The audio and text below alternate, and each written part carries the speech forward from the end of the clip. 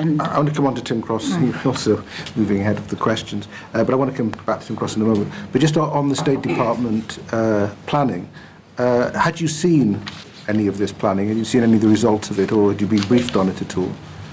I'd been briefed on it, and we'd had telephone communications with them and some of the other agencies. I mean, there were some that wouldn't talk to us. German, I knew the German minister very well and wouldn't talk to us, but we were trying in DFID to keep everyone in as far as we could, because we'd need them all for afterwards.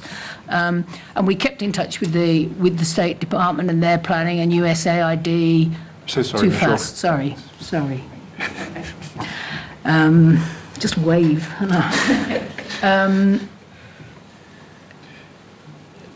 And USAID, we became more and more concerned that after an invasion, Geneva Convention obligations, if we didn't get some kind of UN authorization, we needed it to roll over oil for food, because you had to keep doing that, and that was crucial to keep people fed.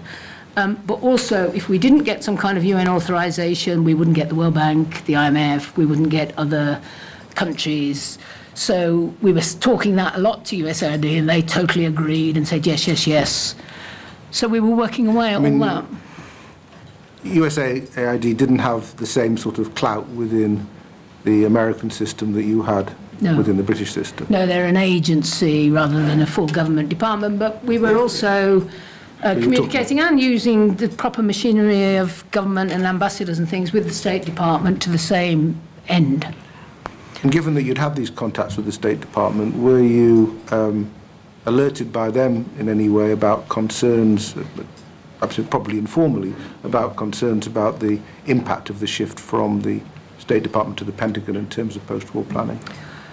I can't personally remember. I just know everyone was utterly stunned and shocked. I mean, so I can't remember people's words, but you can imagine. And in this crazy story we're all inside. The argument that was used at the time, in which Colin Powell appears to have accepted, was that as the military would have to be doing most of the work, they would have the people on the ground, they had the resources, it made some sort of sense for them to be responsible. So in part, this is also an argument about the relationship between civil concerns with reconstruction and the military role. Now, this is something you'd spent a lot of time on, I know, in DFID. What was your input into those sort of discussions? Well, it all happened very quickly. But the truth is, you needed the military to prepare. I don't think either our military or their military prepared enough for their Geneva Convention and Hague obligations to keep order, to keep immediate humanitarian relief, because everything was done on a wing and a prayer and too fast. But if you wanted then the world to come together and support the reconstruction of Iraq, you needed to not only have the military, you needed the military to do their bit, and then you needed to bring everybody in, and that's what we were trying to achieve. So to hand it all over to the military is a bit foolish, because your chances then of getting cooperation from the rest of the international system may be diminished. But I think that was just pure sectarian divisions in the US system, and part of the problem. Indeed. And Colin Powell was becoming marginalised. Now, you mentioned Tim Cross, you've indicated that you dealt with him from your Balkans days when dealing with the Kosovo and such like. How closely in touch were you with Tim Cross? I remember Tony Blair saying, "And we're going to send Tim Cross. He's your friend, isn't he, Clare?" So, you know, I knew when he went out to go into ORHA. And when he came back, I talked to him a number of times on the phone, initiated by me, and I think sometimes by him.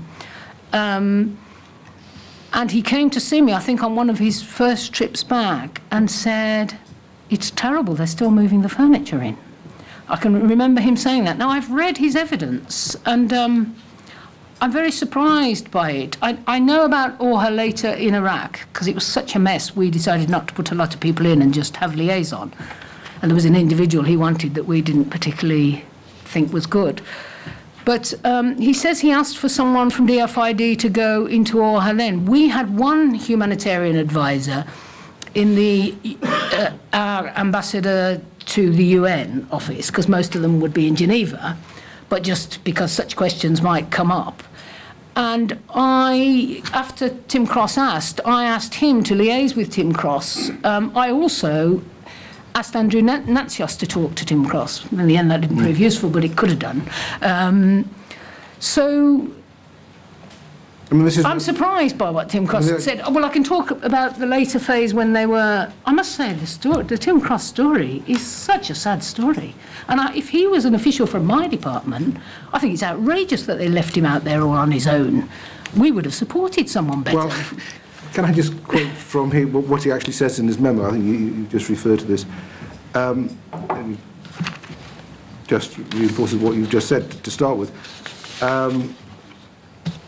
Having confirmed that with UK, I was reinforced, having confirmed that he needed to work with ORHA, with UK, I was reinforced with a little support from the FCO and some contact with a DFID official based in New York. Yeah, that's the guy. Clare Short would not allow him to work with me on a full-time, I think he means basis here, because of her well-known concerns. Yeah, that's not true. I've asked the department to check that because I read it.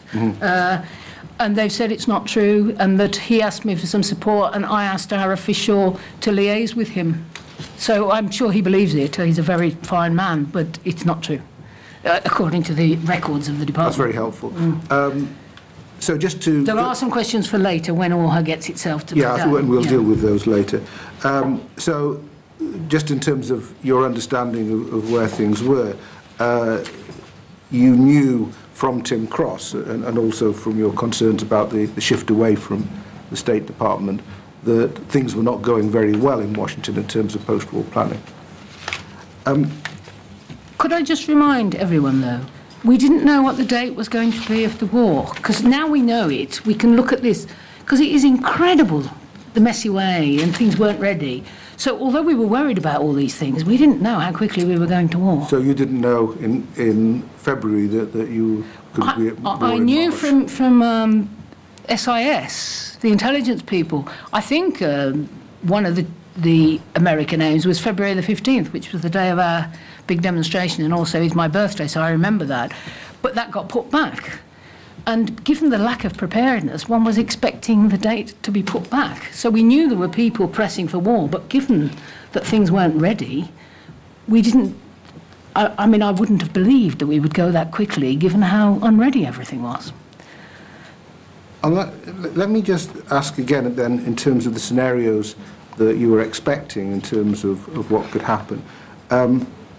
You've mentioned already your concerns about what would happen if chemical and biological weapons were used and the effect on the population.